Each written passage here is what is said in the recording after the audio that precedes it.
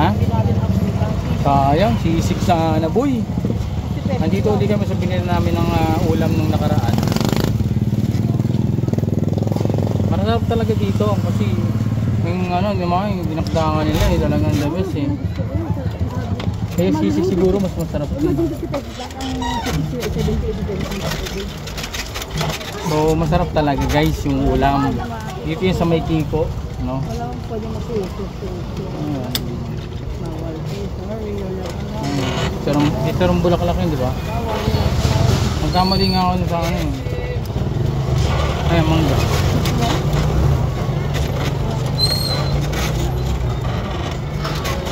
Ang sarap.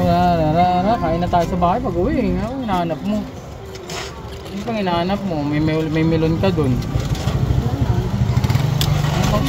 Ano sabi mo tupo? Kakain ka sa bahay. Wala lang, gusto ko lang. Ba't din kain mo tupo? Hindi na, kakain ka na eh. Ay! Ang bagoy! Hindi naman eh. Papa, pag mag-aantay ka pa, hindi naman ito agad yun. Ano ba yan? Kailangan ko naman. Siling ba ako dito? Kailangan. Busan.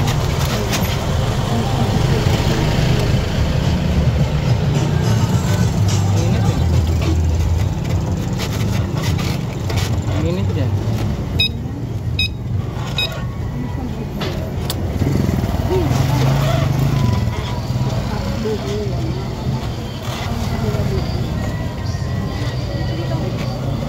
Take out mo na lang. Baso ko lang.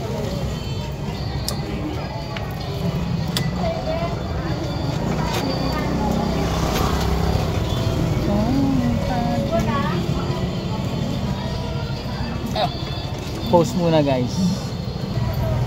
Super init ng panahon. Siguro ang temperatura ngayon ay nasa, tansya ko lang, mga 40, 41 or 42 Celsius. Yan, ganyang ka degree Celsius ang init ng panahon today. Sobra, grabe. Sobrang grabe ang init ngayon. Kaya sa bahay mayroong inflatable pool para sa mga bata. Sakay. Okay, yan si Maricel at kumain ng kikiaminism at meron dong sa harap natin na buko.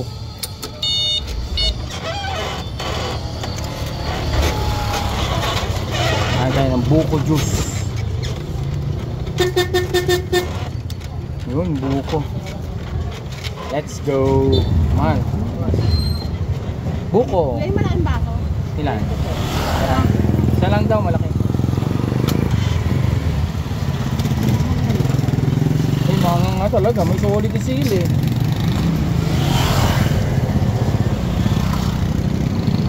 Gusto mo lang to? Ay, makikam.